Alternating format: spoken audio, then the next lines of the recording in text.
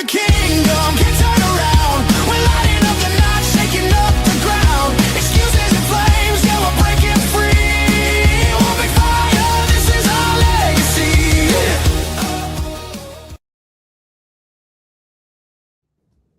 Welcome to the One Big Fire podcast.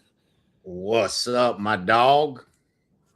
Mr. Jay Kinder, coming from Frisco, Texas. Yes, sir. And, man, Cleveland's hitting those 80s and 90s. We're baking up here. It's hot, baby. It's hot down here. Is it? Yeah. It's hot. We're here. It's summer. It's cooking, baby. Yeah. No doubt about that. So we got a great lineup here today. We did not come aboard live last week. We had a busy week. Talk a little bit about that here. But one of the things I did, and I was texting with you while I was there, and it just tied in so good to, a lot of things we were talking about last week, and it was Megan Moroney. You remember, it was, if you could believe it, man, 4 years ago, Megan Moroney played for us a private event in the basement speakeasy of the Virgin Hotel. You remember that? Yeah, dude, that was what an epic get together, man. That was one of the many experiences that I'll never forget. Like that was a good experience. But she was first of all, what a blessing to just get to hear her do her thing, you know what I'm saying, in such a small venue. And that was a private room below that was it was filled with Johnny Cash's personal belongings, and it's like some kind of fancy club. Shout out to Dusty Black for getting us in there because you had to be a member. Super limited, but to be able to see those bands play and see her play in that venue was epic. So we're going to talk a little bit about Megan and that journey and how cool that was from 4 years to now. It's just really cool.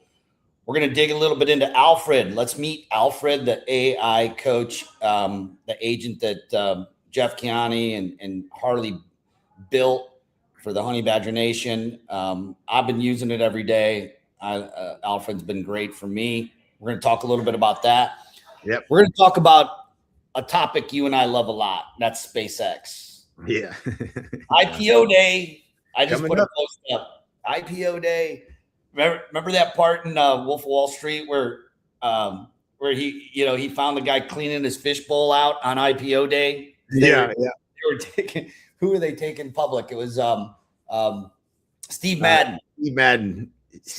They were taking Steve Madden public, and he came over. He's like, "You're cleaning your fishbowl on IPO day." I found a pic of that, him eating the goldfish. But Friday's going to be a big day for the world, really. But for SpaceX and especially investors in SpaceX, which I know you and Mike and myself are very fortunate to get in on that. That's super exciting where that's going to go. We'll talk a little Spurs Knicks action.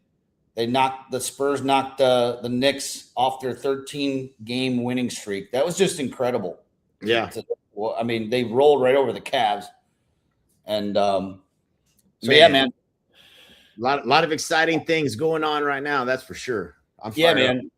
I've got some things I haven't even shared with you. I can't. I'm keeping my powder dry, but I'm fully vetting something that I've already vetted it to a point that they solved the right problem for most. I'll give a teaser for most. So the biggest challenge right now in agentic AI is the setup, and it could be way better. Like we would all, anybody who's gotten into it would be like, yeah, you just gotta muscle through and figure it out. Like that's how you figure it out.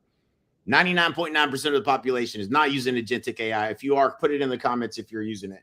If you're not, and you're like, man, this is just, I don't know how to do it.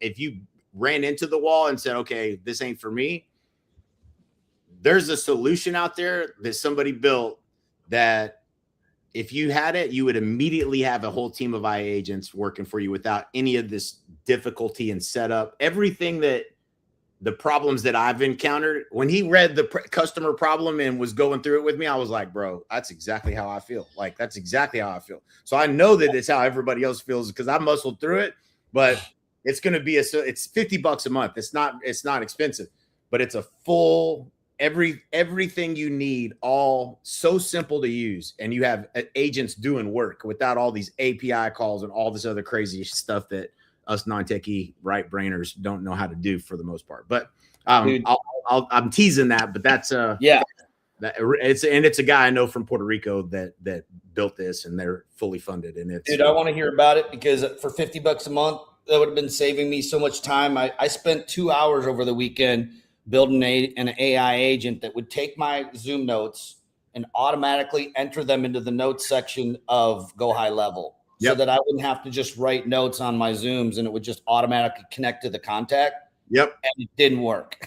Yeah.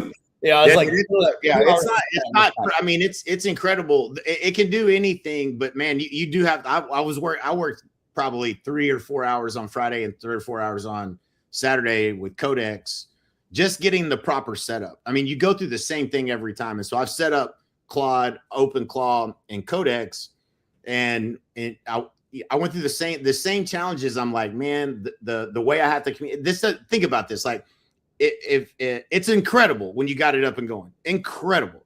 But the fact that I've got to set up a fucking Slack channel and that's how I have to communicate to this thing is retarded. Like, that's not how it should be. Like, you should not have to set up Slack or Telegram, or it's just that does not feel natural. It's not a natural way for you to organize a lot of work that gets done and communicate back and forth. And so there's layers to this that you can solve and fix, but you got to figure that all out. And there's a solution out there. Nobody knows about it, but it just came out, and it's going to be a big deal for the 99% of people that ain't never going to figure out this stuff is what it looks like. But anyway, yeah, it's a lot. Let's dig into that when we talk about Alfred, because you got me curious now, and you did make a statement when you were building your entire system out over there. Was it Elon? No, yours isn't Elon. Yours is Jarvis. Jarvis, yeah. When you were building Jarvis out, you were like, "Hey, if you wait, this is going to be easier." You did say that. It hasn't. They're going to get there, I think. But what I asked this guy, because this is a guy I respect. I know him, and I know what he's built. This is a $1 billion guy with a bunch of funding, and they've done some shit before. So I'm not second guessing the talent around him. But what was I going to say? I forgot what I was going to say. All good. Let's dig in. ADHD moment. We can talk about Alfred. You want to dig into Alfred? Where do you want to start? No, let's start with Megan. Megan. Right. Yeah, Megan. So 4 years ago, there might have been like 40 EXP recruiters in the room. Jay, you and I were asked to host this event. Dustin Black helped us line up about, I don't know, it was like 4 or 5 local Nashville country artists that were kind of on their way up, so to speak, right? Yep. Megan was one of them. She hadn't hit yet. There was no arena, no massive crowd. It was like 40 of us in a room. And I actually pulled a video up of it. And it was funny because she's up there playing on a stool with her acoustic. And it was funny because in the video, everybody's like talking and having conversations. Yeah. And not many, I mean, like half the room was paying attention to her. She was awesome. I love, her lyrics were like borderline, like she likes to throw like kind of like dirty lines in there and everything and being playful up there.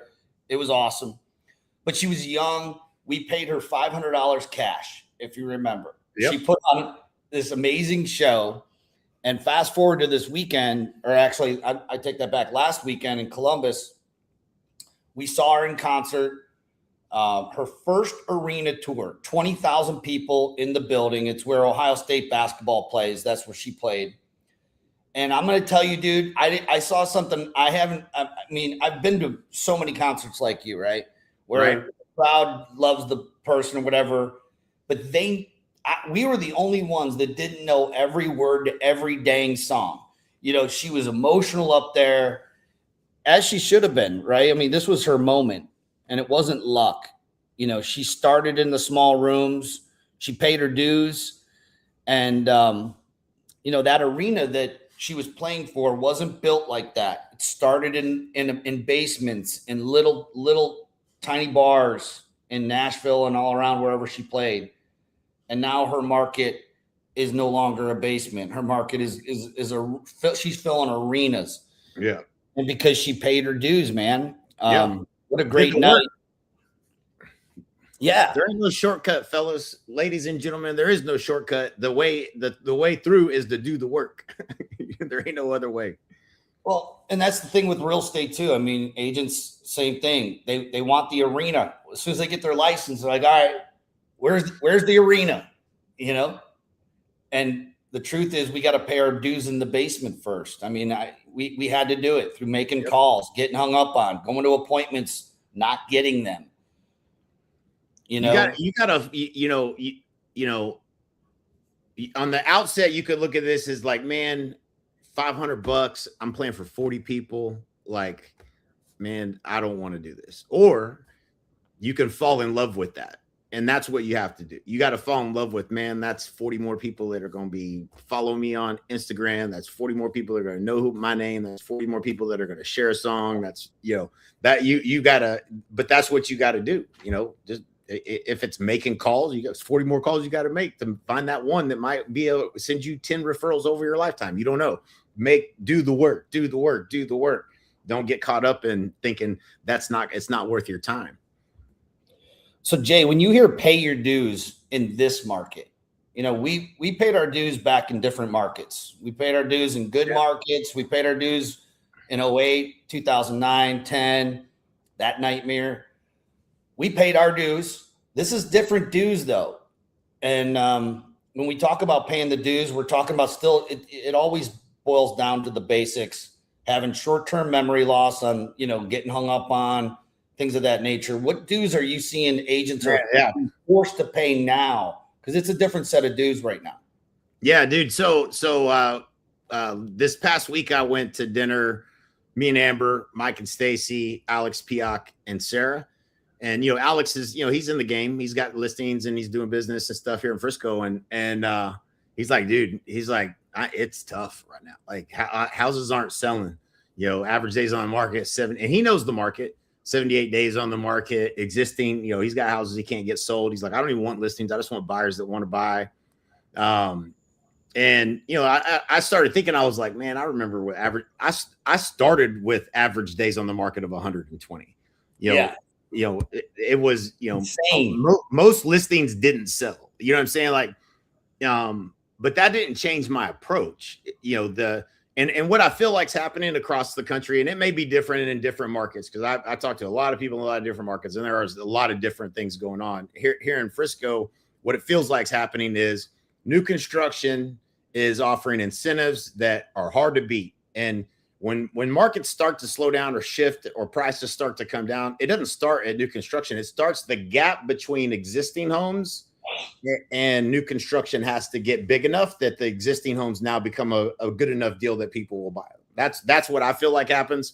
And it feels like that's what's happening now is you can go buy this house in this neighborhood, which used to be $750, or you go buy new construction and they're going to buy your rate down to 3.9%. They're going to pay all your closing costs. There are all these incentives that they're doing.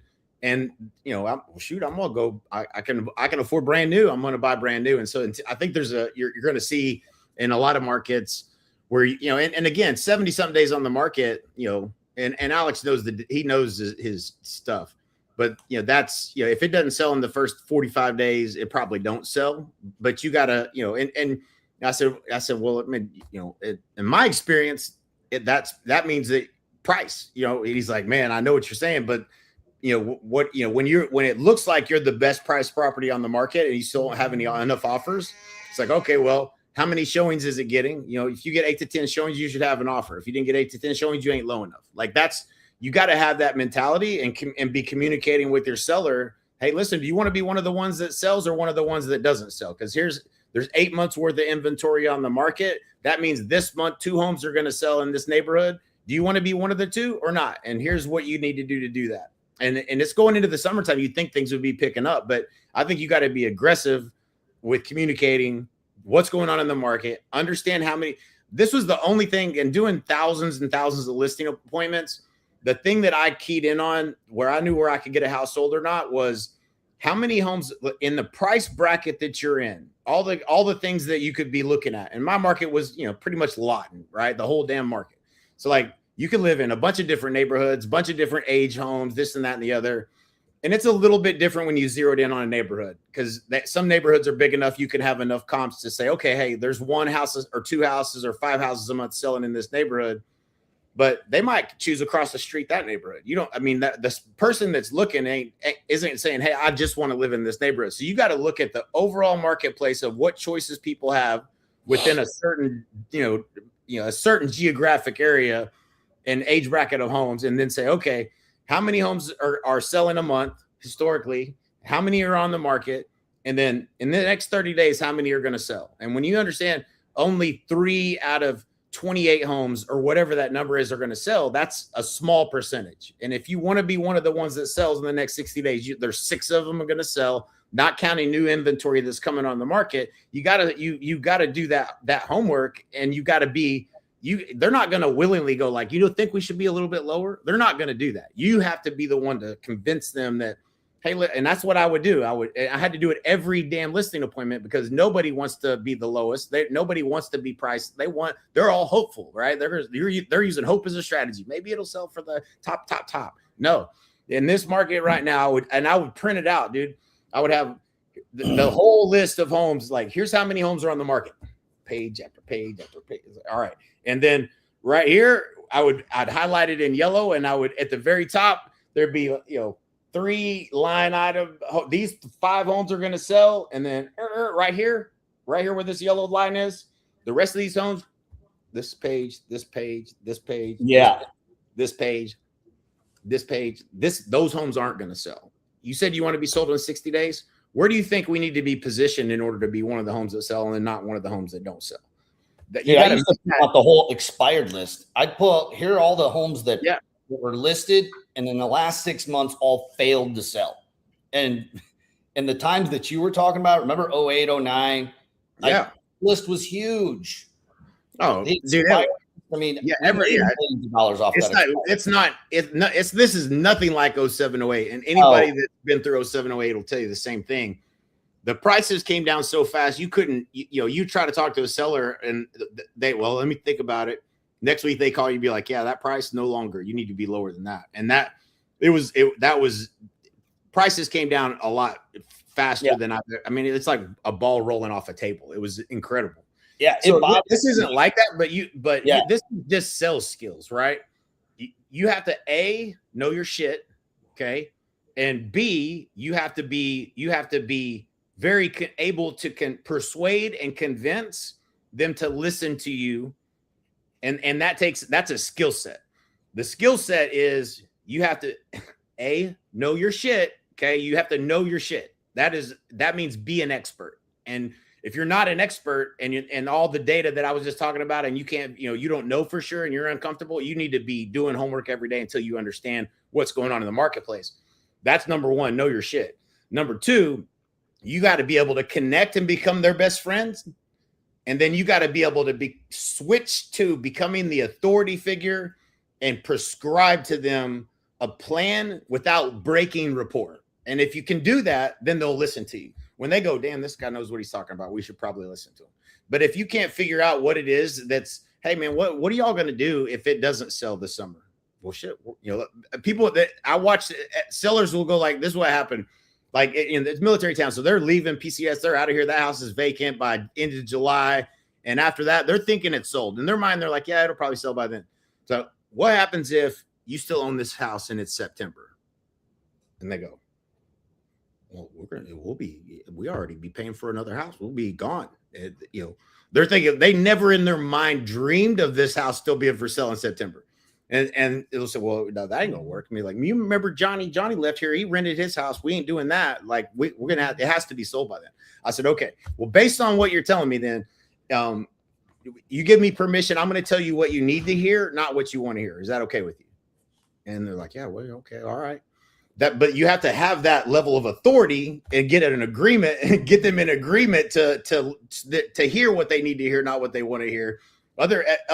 Most agents go in and do it. They think they're trying to win the listing. No, you're trying to advise them to get them to their goal, and you have to get them to you have to be able to convince them that you know what you're talking about and that it's in their best interest to listen to you, because they don't want to listen to, they would just choose the best agent based on who told them the highest price.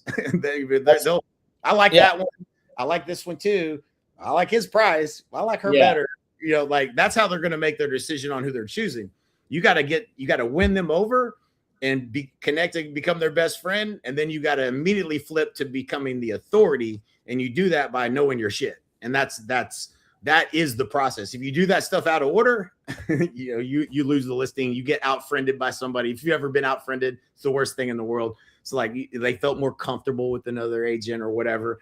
All of that it's a process. And, you develop that skill by, I mean, what I think is hard for most agents is until you get to a point where you're going on 3 to 5 listing appointments a day and you're iterating on what you're saying and what you're doing at every that didn't work.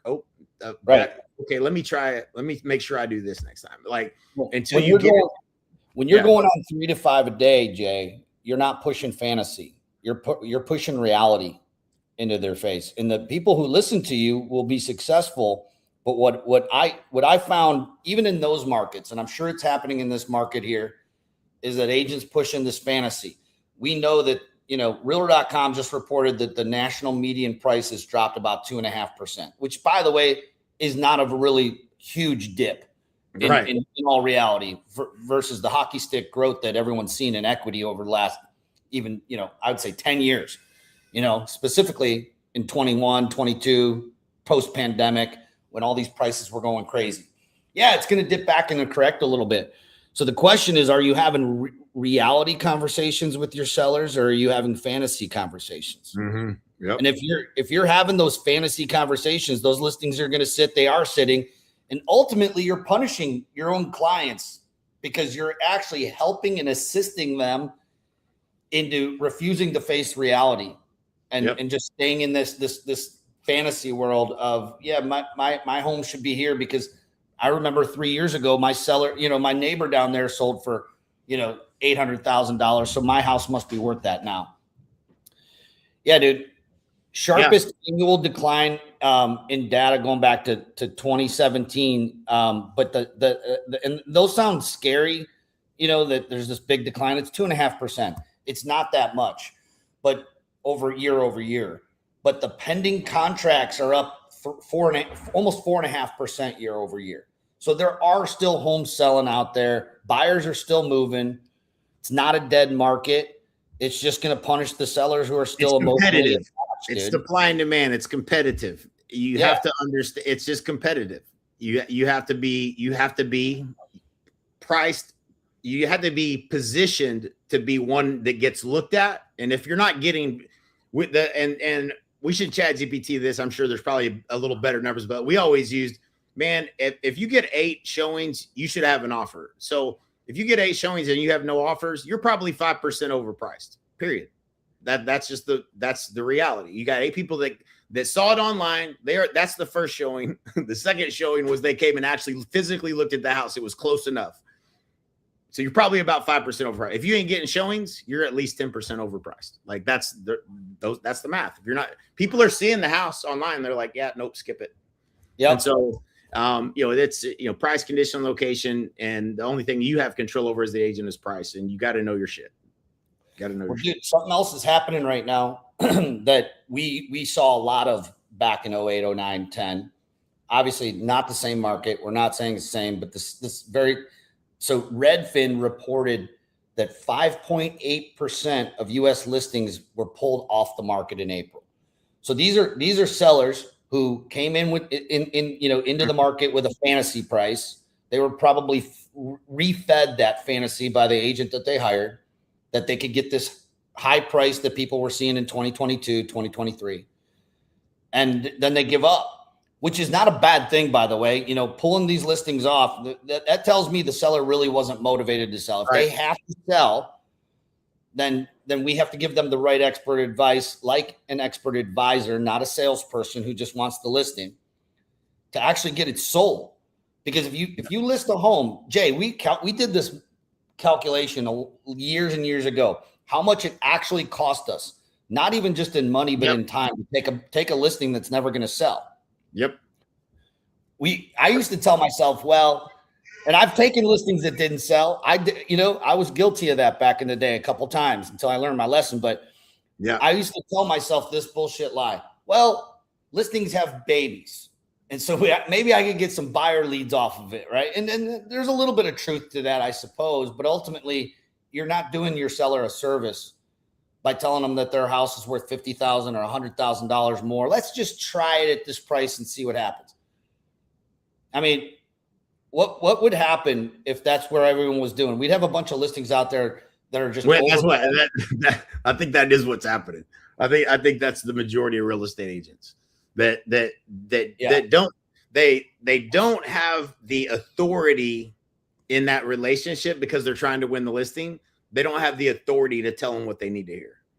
And there's a whole methodology we teach to this. Like that's, it's what NAEA was all about, being a certified home selling advisor and the whole process of being positioned as the expert and how you get to authority is the hardest thing as a real estate agent is, I think is demonstrating and making your value visible. And the way to do that is to be able to go through the numbers and the math and actually know your shit and show them enough of that until their eyes glaze over and they go, okay, this guy knows what he's talking about. And that's a skill set. Yeah. And you have to get them to a place where they go, well, if I tell you price, and this is the biggest mistake every real estate agent makes in pricing a house on the market, on a listing appointment, the number one thing that you're doing wrong 100% is you're going out there and you're giving them price. Like, here's what I think it's worth. That's not the game you want to play. You never give them price, ever, ever, ever. You help discover where think we need to be positioned in order to get your home sold in the time frame that you want to get it sold in. And the way you do that is that list of, hey, there's 12 homes are going to sell in the next 60 days. You told me you guys, that's important to you that you're sold in the next 60 days. In fact, 38 or 78% of homes that go out longer than 60 days don't sell at all. It's real important that we get this position correctly. Now, there's 132 homes on the market in your price bracket between 500 and 750, or 500 to 600, depending on wherever you think that window is. That you want to be broad enough there that you catch the mystical price in their head. So like, this was why we asked on this is gold, dude. I hadn't taught this in a long time, but when we would do the seller counseling interview, we were like, hey, do you have an idea what your house is worth? You need to know what they're thinking. And if you don't, if you've ever been on a listing appointment and you tried to, and you did your little, here's what I think is worth, and you can see it in their face instantly that they thought it was worth more. Right. And so now you've broken rapport. Now they're like, I don't really like that at all. Like now it's you versus them. They were hoping it was worth more. Right. And so in their mind, they have a number. You need to figure out what that number is so that whatever you do, you show them a broad enough range that includes the mystical price. You're not doing this because this is how you're going to price the house. You're doing this so that you can get rapport with them, stay in rapport with them long enough to get to the point where you can tell them, here's where we probably really need to be. Right. And so because anytime you guide them to their own decision on where they should be priced. I think that's right. If I said, hey, bring them to their own logical conclusion. Yeah. But if I say, if I use the price bracket, say 300 to 400, okay. Like I think the house is probably going to be 315,000. I might pull 275 to 400,000. If they tell me on the phone that, man, we're thinking it's probably 415. If I only go to 350, 275 to 350, the minute I start showing them that data, that it turns them off and they're like, oh, this guy don't know what he's talking about. And they pull their arms and they sit back and now you've lost them. And I've done it enough times that I learned that I was like, man, I can't afford to lose them at this point. I just got through connecting with them and becoming their best friend, and I ruined it by giving them a range that doesn't even include the price that they think it's worth. Yeah. So what I would do is I would raise that price to include their number, but I always got their number. I always 100% got their number, and we did it using what we call a reframe. And this is if you've never been through Tony Robbins sales training, this is It's the best sales training on the planet. Number one, we bought the DVDs, trained everybody on it. I went through it many times, taught it. But the reframe was, you say, hey, do you have an idea what you think your home is worth? This is on before you ever get to the house. This is in the seller counseling interview where you're gathering all the data. And they say, well, we were kind of hoping you could tell. Jay could tell us when he comes out, So yeah, but if you had to guess, what do you think it was worth? So, well, we really don't know. He's like, well, if you had to pick a number out of there, what would you say? I asked the same question 3 times without being offensive. I reframed the question to get that number. And then that 3rd time, usually they're like, yeah, 425. I go, okay, gotcha, 425. All right. So now I know when I pull my data, I might want to go to 450 just so I don't lose them at this point. And so I'm going to pull up data that's broader. It's not wrong. It's not the wrong data, but it's not zeroed in on, I'm at the 10,000 foot view. I'm like, hey, from 275 to 450, this is how many homes are on the market. This is how many will sell in the next 90 days, which you told me is important to you. And this is how many won't sell. Where do you think we need to be positioned in order to be one of these houses that sell and not one of these homes that don't sell? That's super important. And at that point, now then in their own mind, they're going, well, we better be priced right. Like, yeah. But if I come in and I say it needs to be 315, now I'm the enemy. Yeah. It's me versus you. I'd rather be on their side of the table with my arms around them going, what do y'all think here? Let's discover this together instead. And so that's that. And again, now that I've got them in the right frame of mind of like, we better be positioned right. Now we can go, now let's look at look at a little tighter window of where we probably should be positioned. And let's look at what this would go. Now you can go into that, but you never give them price. You never give them price. You help discover price together, and they need to say yes to you because you do that high level of with all this data.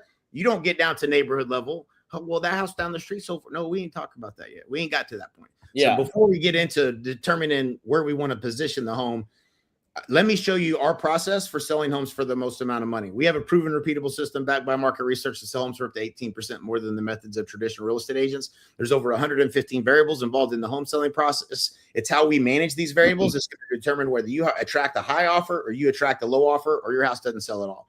You want to attract a high offer? Yeah, we want to attract a high offer. Okay, well, let me go through that. Would you mind? No, that sounds great. Then you go through the presentation.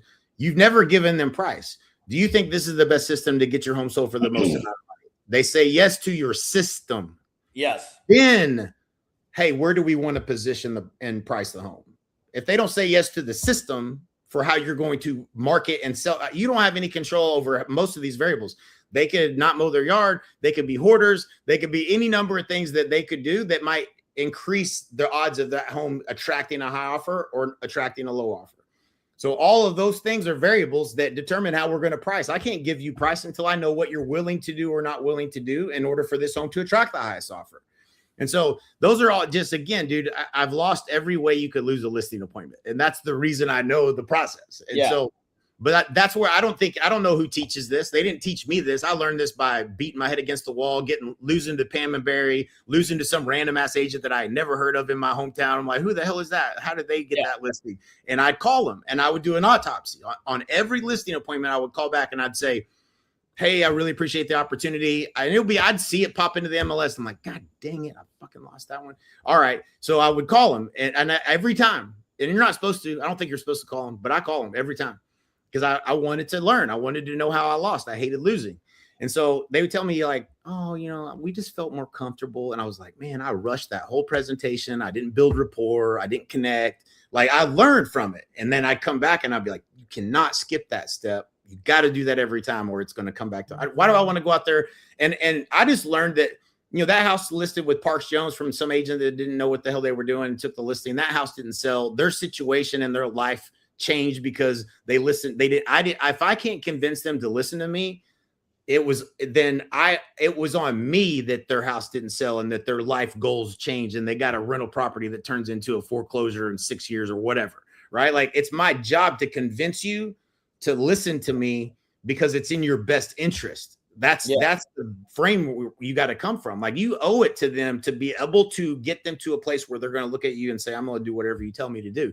That is what being it's like a doctor. You know what I'm saying? You wouldn't argue with your doctor. You know what I'm saying? Like you prescribe, what do you think, doc? But I want to throw you a curveball. You ready for a curveball? Yeah. On baseball here. I saw a few curveballs last night, but here's your curveball. You ready, bro? Leave it hanging. Segment into the right into the next segment here. The difference between when you and Mike wrote the NAEA seller presentation, I followed that to the T. I listed literally hundreds and hundreds and hundreds of homes. Yep. My team listed hundreds of homes with that system because the principles are the principles. Yep. They're indisputable. Yep. From staging, preparing the home, using the best photographer, and right? All those things. But there's one thing that didn't exist then, and you know what it is, and you know where I'm going to go with this. Is the sellers today are armed with an AI. They either have ChatGPT, Claude, they're using, whatever they're using out there, whatever brain they're using, they've probably already punched in the prompt. So pricing today is going to have a slightly different, because they're going to, and they might, use their AI to say, all right, yeah, but my house has a bigger patio and a deck, or no, my house has a view of the golf course, or whatever it is, to increase that. But at the end of the day, AI is going to shoot them straight and probably do a lot of heavy lifting. So here's my question to you. Would you send them a prompt and say, hey, seller counseling interview, after you've asked all the tough questions and everything, taking all that, popping it into ChatGPT, asking them, okay, hey, give me the best approach on how to approach this with pricing. Would you send that to them first before you walked in the door? Let AI be the bad guy, or would you use the AI data to be the no, dude, it's two. There's two. This is why the AI. We're going to do it, right? Yeah. This is why AI's never. So two things. First of all, AI's never going to replace this part of the process. Okay, like you can, because they're going to put, what are they going to put into AI? They're going to be like, and our house is better, and our house has this, and ours is this, and what is AI going to do? It's going to tell them what they want to hear, not what they need to hear.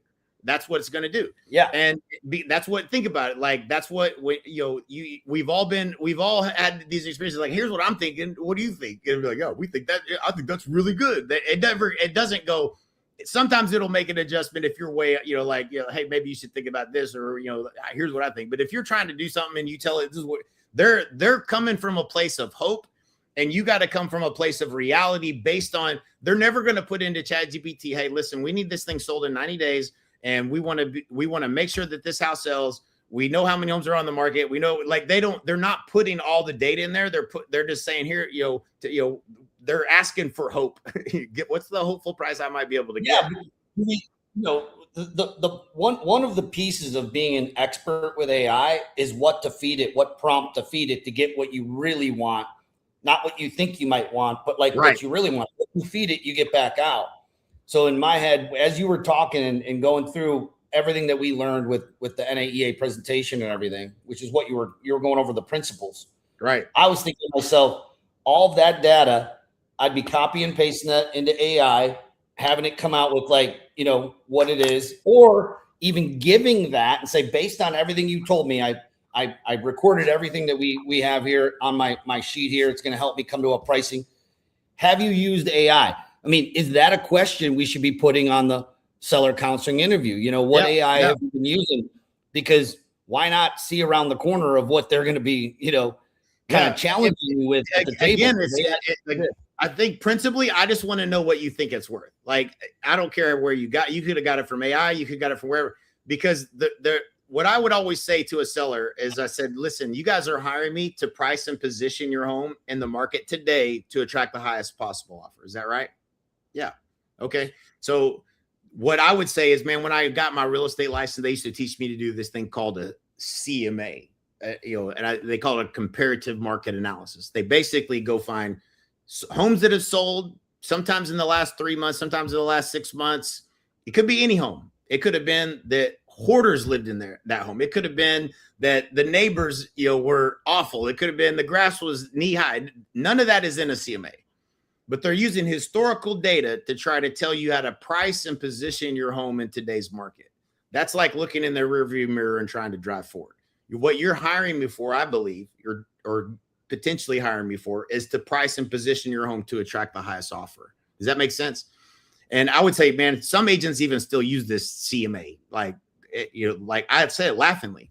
What that does is it makes any stupid agent that came in there and said in terms of price, it makes them look archaic, and it creates doubt. Okay, well, they didn't they bring a CMA? Yeah, we don't do a CMA. Like we do a market absorption analysis, and that's what we're going to talk about. And so again, this is creating differentiation. But if you use I just need to know what you use the AI. I don't care what it is. It's about price and position the home. And AI is not going to go look at how many homes are on the market, how many are going to sell, going into the seasonality of the market. Like unless you ask it, if you ask it, it'll do all that. But they're not going to probably get where should we be positioned based on everything we know about the marketplace. It needs somebody to help analyze that. In today's market, what we're experiencing is there's more inventory on the market and not every home is selling. It's not a perfect science as to where you need to be positioned and priced to sell. Some people, you don't know what that person that walks in the front door is going to pick the house that's a little bit cheaper because it's on a corner lot or because it's closer to the school, or you don't know some of those nuances. But in order to be priced and positioned to sell, you better be the best deal by enough that somebody chooses yours over that one. And that's in a market that's starting to have oversupply of inventory and timing being important. You have to be able to communicate all that to get them to maybe be priced a little lower than what the actual value may be showing in Zillow or what AI told you or whatever. And you can't argue with the data. You can argue with the data all you want. So we can do that. We can price it here. But in 30 days, we're going to sit back down and we're going to look at what's sold, what's under contract, and we're going to reposition based upon what the market is actually telling us. If we don't get 8 offers and a showing, 8 showings and an offer, then we are overpriced by at least 5%. That's what the market's telling us. So I might allow them to do that if they're motivated enough, but I'm going to still communicate. Here's what what do you think we should do if we want to be? It's not me versus you. It can't be you versus them. But I don't care how they come to whatever fictitious price they think it's going to sell for. We're going to let the data and the expertise help us get to a place where we're making the right decision so your house doesn't sell, which you told me super important. That is, right. But I do think we would bring AI into this in a whole lot of different ways that we haven't talked about, but I don't think we have time. Almost. So I just saw this the other day. I was at a bank sending a wire, and it was I bank at PNC, and I don't know if I heard this on the radio or if it was through PNC when I was in the bank, but they were basically going against basically the whole AI idea and promoting that we're hiring humans because you're not coming to us to speak to a machine or an AI person when you call. You actually are going to get a trained professional expert human being. And that was kind of like the whole movement. And about 4 weeks ago, I was telling Courtney, I'm like, I'm going to bet any money we're going to start seeing this anti-AI movement start to kind of pick up. I don't know. Have you seen it where a lot of the companies are just going in the opposite direction and saying, hey, everybody's building these AI agents to talk to you on the phone, to answer your questions, all this when all you really want is a human being, and I see that starting to kind of edge this way to appeal to the people who they're not necessarily maybe anti-AI. I know there's that movement that's out there. There's a few. Oh, there is more than a few. The people, like to the vast majority of people, whether it's an age thing, older, every age is using AI at this point. My mom still is now using it, at a very low level. But I see that moving into a direction of like, hey, so from a listing standpoint, dude, we know that most of the listing agents who are out there hitting it hard right now, they're all using AI for their CMA or whatever their whole presentation. Because in a click, you can have the whole thing done for you, and you didn't really do any of the background work. AI did all that research for you. Yep. And I think that there's going to be this middle point somewhere between, the agents who are just using their program that they can get a listing. I mean, shoot, I remember when I was preparing for list. I mean, that was one of the most time-consuming pieces. And when you're doing 2 or 3 a day, you can think about all the work that was put in. I mean, a lot of it we had our assistants doing for us, but we still had to know the data. Mm-hmm. You can't just not know it. And I don't know. I kind of see that, but this is a great segue into our next segment about AI. What? So yeah. Go ahead. No, just, how I want to go over how we're using AI to put more money in agents' pockets. Because at the end of the day, we can build 1 million agents. We could have an army of AI agents working, taking things off of our plate, making more time for us in the day. But is it actually making them money? Like, how are we using? And then, dude, the team built Alfred about a week or 2 weeks ago. Yep. And I've been using it every single day. I was literally just using it yesterday when one of our agents was like, "Hey, I want to get involved in I want to get that Accelerate link, or the Apprentice link." The Apprentice is the program that we plug people into that want to take advantage and leverage our agent attraction offer, Funnel Pilot. And so all I did was pick the phone up through texts. I have Alfred's name saved in my phone, and I just said, "Hey, Alfred, send me the link to get somebody signed up for X, whatever it was." And it asked me one question: "Are you sure you want this and not this?" I'm like, "Yeah, no, I want that." Boom. I didn't have to go into my CRM. I didn't have to text Holly, which is what I've been doing for 3 years. "Hey, Holly, can you text me the link that you built me for this?" She's probably so sick of me. Now I just ask Alfred, and he gets it to me. But it's not theory. We're not hyping here. This is like Honey Badger Nation. It was built, this Accelerate Apprentice program, and Alfred's basically a coaching system in AI, an AI coach for real estate agents that invites prospects to our weekly call. It can also I want you to talk about it because Jeff is terror, dude. And I asked him to send me the information on this.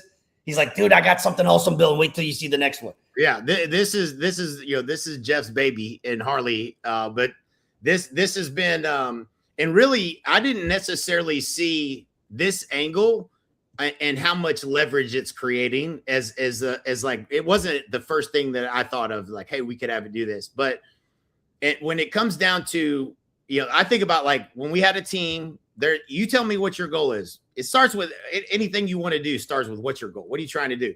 Well, if you tell me, "Hey man, I really would like to make $5,000 a month in revenue share," we can back into how to get you there.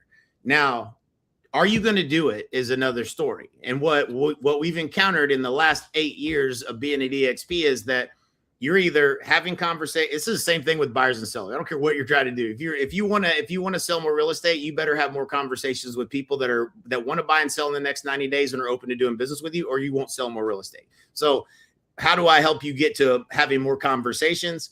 Number of ways we can do that, but that is the nucleus of the kernel of the strategy, has to be around increased conversations. Same thing if you want to recruit an agent, you have to have enough conversations that you can get them to see the offer and ultimately make the switch. This cat is going bananas. This is Cooper. Coop, what's up? Say what's up. This dude is a maniac, bro. Like, you can see one of the new kittens. Yeah, absolutely bonkers. He's a spitting image of Riggs, dude. Like, doesn't know when to quit, just won't stop. Like, drives me batshit crazy. Interesting. The other cat's more like Kinley, just over here sleeping, doesn't give a shit about what's going on. But and so with what it would require for you to actually get to a goal is, number one, did you actually make a commitment? Did you commit to doing something? How many invites do you have to, how many conversations, how many people did you invite to get 2 people? If you get 2 people on the call, one of them's probably going to join. So the math is the math based upon thousands and thousands of data points. We know the math. So, okay, this week, did you do it or not? As a leader, if you tell me what your goal is, and I tell you, "Hey man, you just got to get 2 people. If you get 2 people on this week and do that every single week, you're gonna recruit 4 agents a month, and you're gonna end up at a certain point. You're gonna end up with a certain number of agents, and that's gonna be worth this amount of money, and you're gonna be at $5,000 a month and this many months if you did it." The problem is, if you got 25 agents underneath you that are committed to do this, did you check in this week and make sure that they invited 2? What happened? Can you see that data? We would have before. We would not only would we not probably be able to see how many invites were made, that it wasn't there wasn't a way to I'd have them pull it up every day, and we could do a daily huddle, and that would be how I would stay plugged into it. But what AI is doing is AI knows what your goal is, and it knows whether you did an invite or not. If there's any if there's no registrations, did you finish the core training or did you not finish the core training? So we got 696, I think it is somewhere in that, almost 700 people that are, that are apprentices that said they want to do this. You said you want passive income of a certain amount, and you've committed. You decided, not us. We didn't tell you you have to do this. You decided you wanted to do this and get some leveraged income coming in. Okay, here's the things you need to do. Did they do those things? If they didn't do those things, is it reaching out to them and saying, hey, you haven't finished that first core training that we sent you, when are you going to finish it? It's starting to communicate as if it were me. Like if I was going to say, hey, man, this is where people fall off. Like, man, I'm going to send you this video. You got to go through the training. You know what we did? How many times did you say in 8 years at EXP, how many times did you get on a call with somebody 6 months later, you get back on a call with them. They're like, man, I really want to do this. Have you been through the training, the agent attraction training? That's what we would say on every call. Have you been through the agent attraction training? No, man, I haven't been through it. Okay, go through it. Now, now 6 months go by and you didn't do it, we wouldn't know that. We wouldn't know if you did or didn't. We would know because we never saw you again. You know what I'm saying? You never got on a call, never did a three-way call, never, we just, there's hundreds of agents that say it and they don't do anything. But if what Alfred's doing is Alfred's going, hey, all right, he ain't done it. Let me reach out to him. Let me stay on top of him. Hey, you said that you wanted to get, you need to get 2 people this week. On Monday, he's messaging, he's based on your goal, he's checking in with you. If you don't do it, he's still checking in with you and encouraging you. Hey, man, it's almost Thursday. You still got a little time. And then what we started seeing was all of a sudden out of nowhere, boom, that person would register someone. And then now Alfred's like, okay, if I say it this way, they do it. If I don't say it this way, they don't do it. Like it's learning and getting smarter about how it's encouraging you to get you to do what you said you were going to do in the first place. It's actually becoming a better coach over time. So now you got it's like having someone. This is what Dan Kennedy used to say. It was one of the best it was the best positioning I've ever heard for selling a course. It was like, imagine having Dan Kennedy looking over your shoulder every step of the way as you grow your business and right? Like, it was like, that sounds pretty good. Like Dan Kennedy's really smart. But this is literally having somebody looking over your shoulder, checking in with you at every step you're supposed to take in the time frame you're supposed to take it in order to get to your goal. And if you're doing it, and that's what it's getting people to take action that actions that never would have happened because they got busy and they're doing something else, and it's getting results. And the crazy thing about this is the multiplication effect is everybody that comes over to EXP, that nobody says, no, man, I don't want no passive income. Don't give me none of that. Nobody says that. Everybody says, yeah, I know a few people that could probably benefit from all this that y'all are doing. Okay, cool, man. All you got to do is here's your link. Well, what happens the next week, man? Where's my link? You can ask Alfred and Alfred will tell you. And so what happened, right? And so when the first thing is I never sent that text and said, hey man, did you watch the training? I never sent that. I should have, but I didn't do it to try to check in on him. Alfred's going to check in on him. And then if I had sent that text, some of them might've said, hey, where's that link? And then I would have been like, shit, where's the link? How do I get them back logged into this damn thing? I would have been lost. And now I'm the bottleneck because I don't know how to get them back logged in to get their link. Yeah. So because AI knows how, it just sends them their link. Here's your link. Here it is right here. Now go invite. When I saw this for the first time, I don't know if you were on the Zoom when he first laid it out to like me and a few other people, but the first words out of my mouth is like, this is going to disrupt a portion of the coaching industry. Yeah. What happens when you hired Dan Kennedy and paid him tens and tens of thousands of dollars? You might have paid him well into the 6 figures for everything all in, right? He's up there in the six in total with the mastermind and everything. Yeah. Yeah. But the truth of it is Dan Kennedy wasn't over your shoulder at, finding out, did you do this? Did you do that? In fact, Dan Kennedy was barely ever even in the mastermind. Bill Glazer was the one that ran it. Yeah. Yeah. So like, even like with all the hoops that you had to jump through just to get him to coach you, which was all positioning and it's brilliant. Right. But think about it from like, if you're an agent and you're thinking like, hey, I might need a coach. What do you need that coach for? It's not like you don't need a coach say, did you make your 80 calls of the day or whatever? No, specifically, who do I need to follow up with today, Alfred? How close am I hitting to hitting my daily goal? What do I need to hit the gas on right now? How close am I hitting my weekly goal? It's these lead measures, which is what drives all of them. Tiny hinges swing the big doors. It's these little lead measures. And 100%. even the best coaches in the world, even us, we weren't looking over everyone's shoulder, finding out, micromanaging. Did you do this day? How close are you? It's on the agent to do that. And when you guys rolled this out, I was like, dang, if I had somebody, like, how many buyer conversations did you have today? Like, if you had someone on the shoulder being like, hey, did you do what you're supposed to do? Yeah. And it's not the crazy thing is, dude, like, think about the things that, like, you need to do it, but the thing that where you pause and you hesitate is usually when you're like, man, I got to figure out where that link is. I don't even know where to go, man. Fuck that. I'm not doing it today. Like, you just like, it happens in the second you decide not to do something. And that's where this makes a difference. This makes a difference because it sends you a message and you're like, okay, I need to do this. What's my link? Okay. All right, now I'm going to go do it. And that one split decision, because it's instant right there at your fingertips, is what makes the difference when somebody takes action versus somebody that uses an excuse for why they're not going to do something. They're not intentionally not doing it. They get busy. And if it's going to take me figuring something out, I'm be like, man, I got time. I'll do that later. And then you hope you'll get around to it. And you just don't. And that's what happens to all of us all day, every day. There's things on your list you don't get done. And it's usually the friction of what it takes to get to that.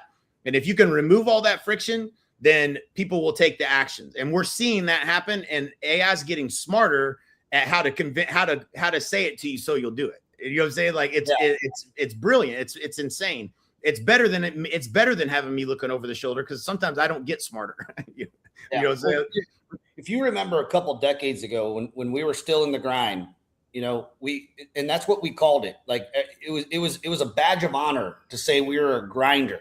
14 hours a day, 7 days a week. I'm grinding. It was like a badge you wore. And this doesn't mean, just randomly grinding. What Alfred helps with is it brings the scoreboard back in. Yep. You're not going to watch the Knicks playing the Spurs without the scoreboard, because it ain't fun. We don't know who's winning.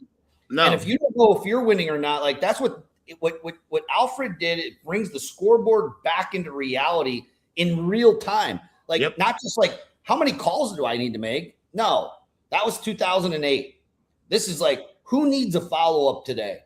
Who needs a call today? Who needs a text? Because Alfred's going into our database and looking at who needs it and bringing it right to your attention, making it easier. And that's not grinding. That's just working smarter. And I mean, this applies to seller conversations, buyer consultations.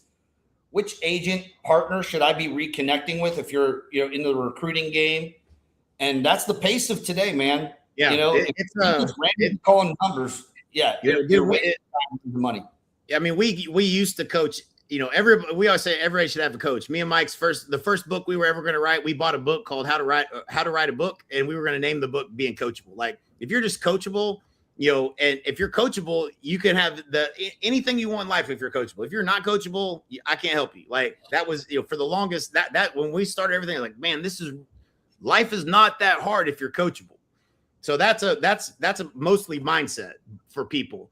But what we didn't do as a coaching company is we couldn't in real time tell you exactly what you needed to do every day in real time. Like, we would have to look at a week's worth of, hopefully you're telling us the truth about the data. We didn't have that insight into seeing everything. And sometimes AI 2 weeks worth. These calls were every 2 weeks. Sometimes it was like every 2 weeks. That's like an eternity. Yeah, and in 2 weeks, sometimes you get on that call. Sometimes there was enough back pressure of you having to get on the call with the coach that you stayed on your shit daily to that you didn't want to have. That's the benefit of having somebody look at it and say you didn't do what you say you're going to do. But most of those calls, 2 weeks go by, you had already got off of what you should have been doing daily, and you get on that call and we tell you to do the same thing we told you to do on the last coaching call.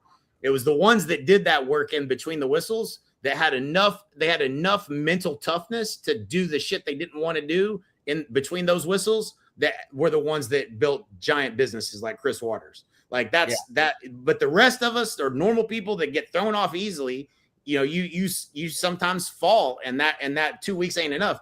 In real time, if you had some, and it was easy and it removed the friction, that's what we're seeing. And we're just seeing it. We're seeing it. Like we're seeing things happening that would have never happened before. And if you're building an organization at EXP, and this agent that we didn't know was going to ever recruit someone, he did it. And this person over here just did it. And this person, and that's not you having to check in on all of them. The geometric impact of that across an organization, fascinating. And that's where we're at the very beginning of this. Like, it's insane, the actual productivity that we're getting out of folks without more human capital and effort from you as the leader, or as whoever maybe brought that person in. There's things that we didn't do it. Al, you tell me, when you talk, you like, we got how many ever people that we personally recruited, how many times did you check in? Alfred never stops. Every week he's checking in. This is your goal. Okay, we need 2 this week. Are we going to do it this week? Nope. What we saw happening was the first week, no replies to Alfred. Alfred, like, he checking in and you're like not replying to him. And then the next week, right. All right, what's my link? How do I get my link? Okay, here. This week you're on it. Boom. Yeah. Right. So we would wait, and then we would be like, never hear from him. And then they would get on a call with us and they'd be like, all right, I'm ready. Like, Alfred is going to be checking in with you every week based upon your goal. And it's a constant reminder, so you don't forget what it is you're supposed to do. Where's my link? What am I supposed to do? What's the script? What do I say? What do I say to an agent that I just had a list? I just had showed a listing. I want to call the listing agent. What do I say?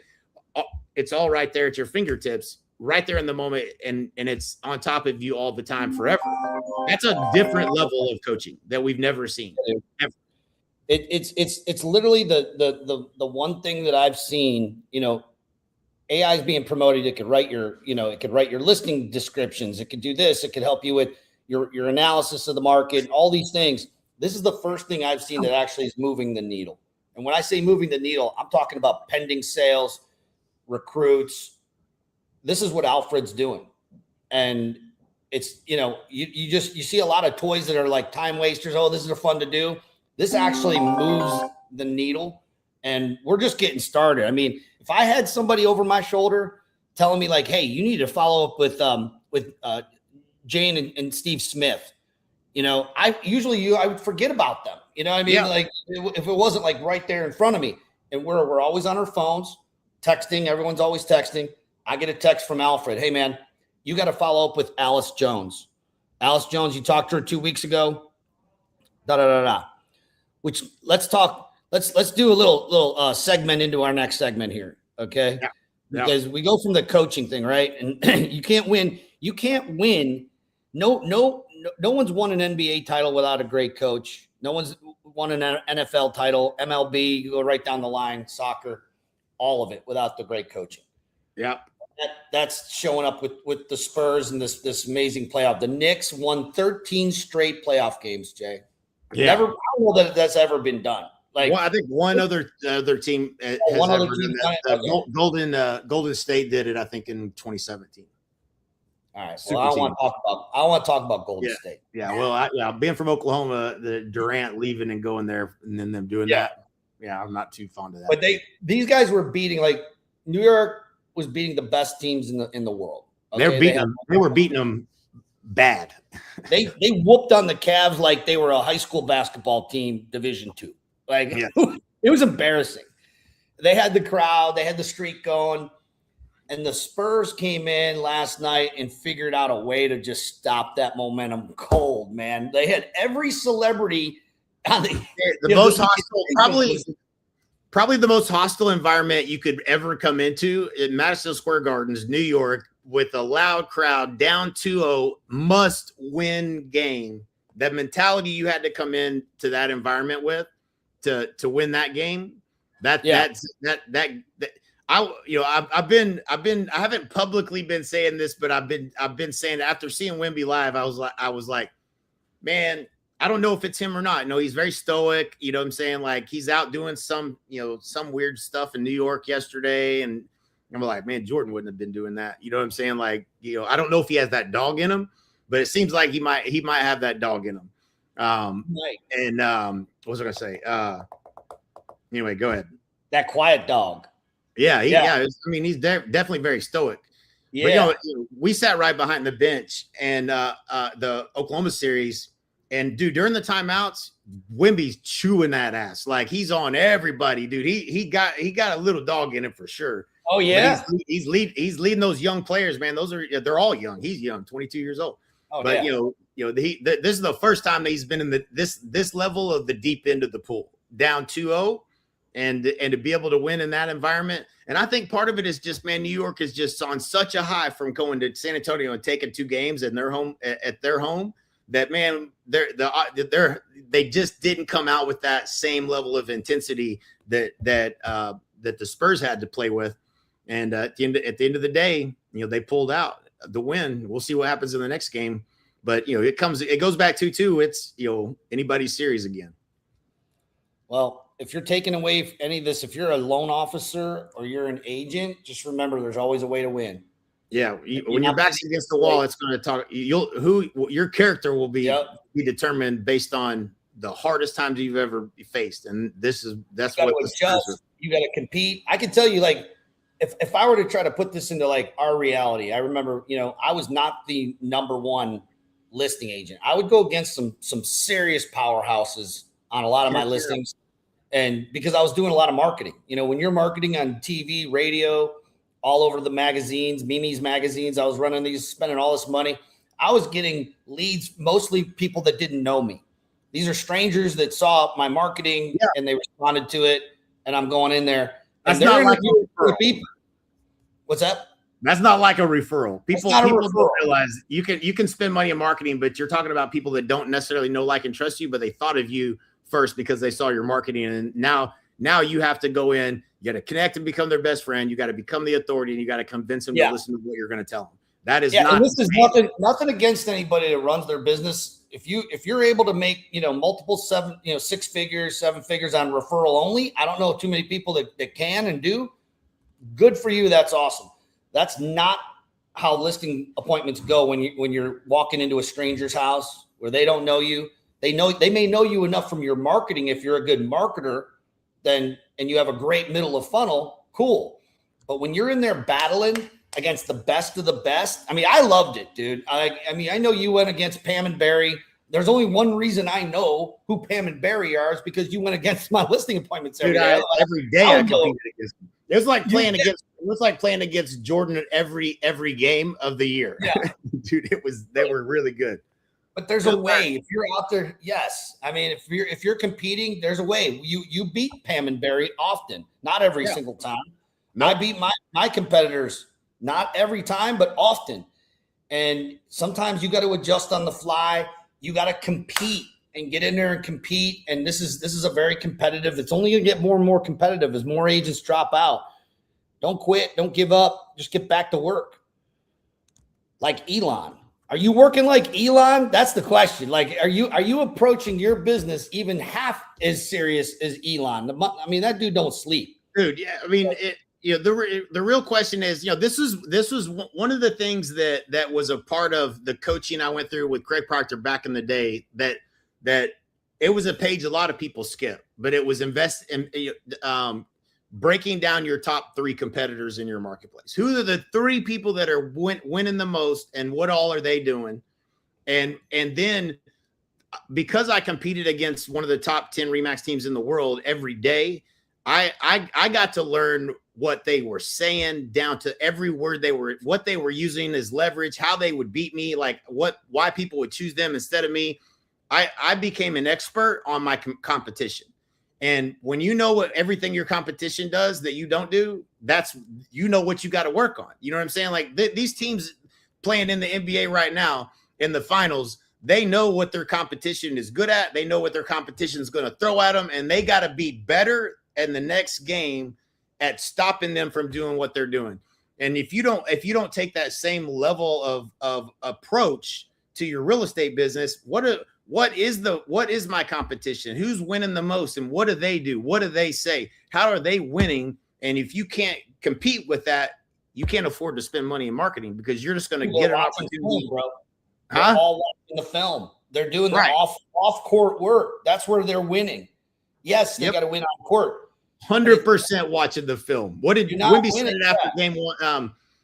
One of the games, I can't remember. One of the games they lost, I think it was game 1 against the Knicks, and they were interviewing him after the game, and they were asking him some questions. He said, I don't know, I'm gonna have to go back and watch the film. And that is dedication. You didn't just go play a basketball game and then you're done. You're watching every play. Sometimes it's just an inch or two this way, one little difference in the way that you're making movements or passing the ball, or what you missed that you didn't see that you should have seen. And that could, I mean, this was a 2-point game last night. One, practice your free throws. Like, how many of those free throws would you like to have last night that you missed on your team? How many of those guys are in the gym right now shooting free throws? Like, it's the basics, but it's doing the homework and being at that level. If you want to be a world champion, that's how you do it. There ain't no other way. And so, I was never a world champion, but I was number 2 in the world. You know what I'm saying? Like, I was competing against, I had to, I didn't have a choice. It's either that or get beat every fucking day. I hate losing. Like, I was, all right, well, I got to figure out, what are they saying? I finally learned what they were saying a lot of times. They did this newspaper print, and they did a bunch of newspaper stuff. I used to do full page newspaper too, but I tracked it. And so I knew that they would lean heavy on that because I'd stopped doing it. And so this big, huge newspaper thing that they would do with all their listings, I said, do you want to know what the number one thing? I said, I used to do newspaper advertising, full page, full spread. I said, do you want to know how many calls I'd get on properties from that on Sunday? I said, guess. And they say, I don't know, 10. I said, I averaged 1 call every time I ran that. Now, it was good for my brand for me to do that. It was good for me, but it doesn't help you sell your house. I said, 1 call. And you know what that call usually was? Another real estate agent, not a buyer. I said, I'm going to invest the money you're investing in me into the places that are going to attract the most eyeballs to your home. Not that's going to give me the biggest, brand in the marketplace where you see me everywhere and you give me a call because I'm doing newspaper.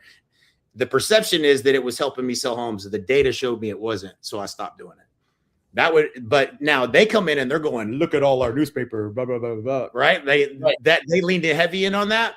And I had educated them and created doubt that that wasn't going to help them get the most money for their house. So if I didn't know that, if I didn't do an autopsy after every time I lost a listing, I would have never known that that's why they listed with them. And that's how I was losing. That was just one thing. There was other things too, but you learn how to do your competition. That was the only way I could get that. That was me trying to get some film to watch. Yeah, baby. Watch, ladies and gentlemen, listen to this gold right here. If you're not doing that, you're gonna plan on missing out on a lot of the listings that you were hoping you're gonna get. Even if you're not playing, top 3 competitors in the market. Yep.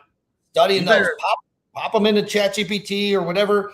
Lay out like what are their marketing angles? What do you think they're saying? And then of course asking the questions and knowing who your competition is so that you can preemptively squash it before it even becomes an issue. Yep. I know that you're going to be meeting with Pam. You got an appointment with her tomorrow. She's going to put some newspapers in front of you and tell you that you're going to. I wouldn't even act like I knew. I would just say I used to invest. It's crazy. I spent thousands of dollars, thousands and thousands of dollars doing newspaper, but it wasn't until I started tracking the data. You're not going to believe this. Guess how many calls I would get on Sunday? And they guess I made a game out of it. And that in their mind, they're like, that makes sense, right? And so when somebody else comes in saying how great it is, they're like, that shit ain't gonna sell my house, right? And that's what I was trying to create without me saying. They're asking them questions that they weren't prepared for, like how many calls do you get off of these newspapers? And then they squirm and have to lie. Yeah. It was it was fun, but at the same time, it was because I was trying to be the best. I wanted to win, and I don't care if you're brand new. If you're brand new, you should go see. First of all, you're going to learn 90% of what you need to learn by seeing what your top 3 people in your market are doing. Because they're winning at a high level. It's not going to be a lot of things that they're doing that you shouldn't do. So you're going to learn a lot about what works and what doesn't work. And number one, but know who your competition is, know who the best are, and then find that chink in their armor and create a way to beat them. Right. Yeah. Exploit it. No, I love it, dude. Let's talk about someone else who's the most brilliant. I'm just going to say he's the most brilliant human being on earth right now. SpaceX IPO, the moonshot, baby. That was built on really, dude, boring execution. I mean, there was a lot of failures that, some people like to talk about those, but I mean, all those led up to Friday. Big day on Friday, IPO day. Elon is going public with the SpaceX massive IPO, the largest in history. And whether people want to talk about the valuation or the raise or the stock, the better lessons, the vision. And Elon paid his dues, dude. Like, this didn't happen overnight. Yeah. People see the launch. They don't see the failed tests. They see the valuation. They don't see all the years of pressure and what it took for him to puzzle this thing together the way he has. It's absolutely brilliant. I still have people texting me telling me that it was the guy that was telling me it was a bad investment. He's like, oh, you should have invested in this other rocket company. This is, he's actually a financial advisor. He runs a family, what's it called? A family office. Yep. For a bunch of super wealthy people. And all he's been doing, dude, I don't even know this guy. His name's Dan. Nice enough guy, I guess. But he's always texting me every bit of like negative news that he could find. He's texting me. Meanwhile, we've already, 8x'd before it hasn't even gone public yet, our investments in SpaceX. But what's about to happen is just, it's cool that we're actually here. Like, we're living in today's world that people are going to get to witness this. But most agents, they want their IPO moment. They want the big organization, the big month, the big listings and commission, but they're not paying their dues.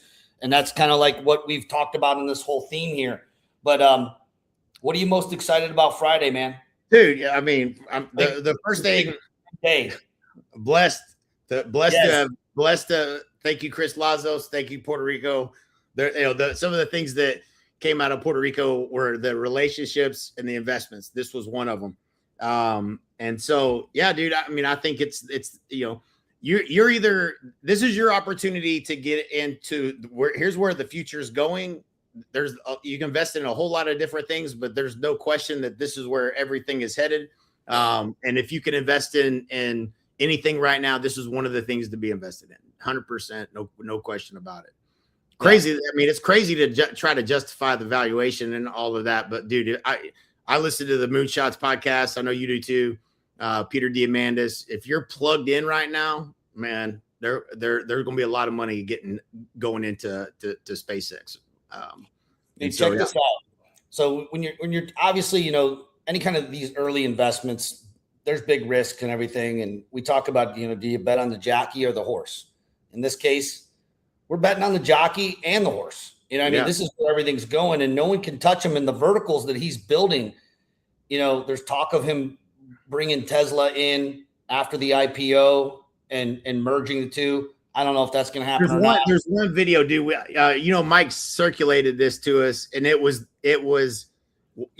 with anything right now, especially with AI and everything, what is your defensible differentiating position? And right now it's like an arms race in AI. It's like, this, I'm better. Okay, now I release one and I'm better. Now I'm better.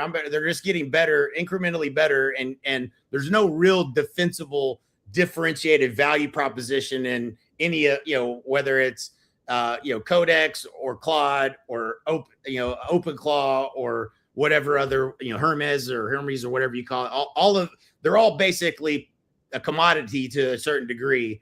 And so there's no defensible differentiation. When you watch the video on SpaceX and they're defensible, how defensible what they built is, and how no one is ever going to be able to compete against it ever. That's what you bet on. Like, you bet on this is what Jack Welch used to say in his book Winning, is when he was the CEO of what is it? What was he the CEO of? Tide and all the different companies, GE. What he said, what's the if you don't have a differentiated value differentiated value proposition, then don't compete, because you can't win. Like, you have to. This is everything we've ever taught has been based on differentiation and your value proposition, and how do I make a reason why you should do business with me versus anyone else. But when you look at the model of how SpaceX is set up and how it feeds other opportunities, and why they did everything, Elon did everything the way he did, you can't. It's an indefensible. You cannot beat them. You will never be able to, at the price that he can do what he's doing. You'll never be able to compete with him, and that's why you invest in it. In my opinion, that's why you invest in it. When they can make that argument and show you why they're going to win, that's anything can happen, but that's what sold me. I was like, that's unbelievable. I'm trying to think the damn video. I'm going to find it, because I'm going to share it if I can find it. Yeah. Google it or GPT it, or look for it if you're looking to see that. I actually have not seen that. But I did read this. Talk about changing lives. Before I get into that, we'll end on this because I read something that, about all the employees. There's over 4,000 employees that are becoming millionaires because of, on Friday. Think about that. That's 4,000 families who've never had they've never seen seven figures in their bank accounts. And they're going to be wealthy. They're going to have a decent amount of wealth. I'm not saying that if you have $1 million, you're wealthy. I don't think that that's a true statement anymore. It used to be. You used to be wealthy when you had $1 million, not so much anymore. But that's $1 million is a big deal to, an employee who's making, 80, 100 grand a year, whatever they're making, like $1 million. But before that, I kind of wanted to, talk about verticals. What you're talking about right now, they're indefensible, like their defensible position, their value proposition is because of the vertical. Kind of unpack that from, the amount of cargo that Elon can put into space for the lowest amount. No one can even remotely touch that. Right. It means we can, with his rockets, everyone else has to use his rockets to get their stuff up into space, whether that be satellites, whether that be data centers. I just saw a video last night on what these data centers are going to look like with the radiator and then all the chips in the middle. It's just fascinating stuff. And how little bit of the sun's energy that we're actually using. It's like less than 1 trillionth of what we could be using right now. So, I mean, the space is wide open, but talk about the vertical, because you got SpaceX, the rocket company. By the way, that in itself is massively profitable. Yep. Then we have our satellites, our drawing a blank here. Starlink. Thank you. You got Starlink. Then you got XAI that's going to power it all. Then we got, if he merges Tesla in, and we didn't really kind of open the segment with Tesla, but it's worth talking about because there's massive orders being put in right now for robo semis. Robo semis are going to start over the next 5 years. We're going to just start seeing more and more robo semis out there. No drivers. They're supposed to be 20x more safe, less accidents, speeding tickets. I mean, the amount of money being able to save, not having to pay a driver. I was a truck driver over the road for years before I was a real estate agent. I knew that life. It's not the best life, by the way. I can tell you, when you're on the road 6 days a week and you're home 1 day a week, it sucks. It's not good to have a family. Your family life suffers. You think real estate agents suffer? Truck drivers. And so these are the things that he's able to disrupt. But talk about that vertical you were talking about. That's where I think most people are missing it, is they're not seeing that he put all the puzzle pieces together. Yeah. And that's why he's trying to find the video. The video, you have to watch the video. I think he sent it in a text to me and you, but it was, and you can't Google SpaceX right now without getting. Oh God. Yeah. Yeah. Let me try this.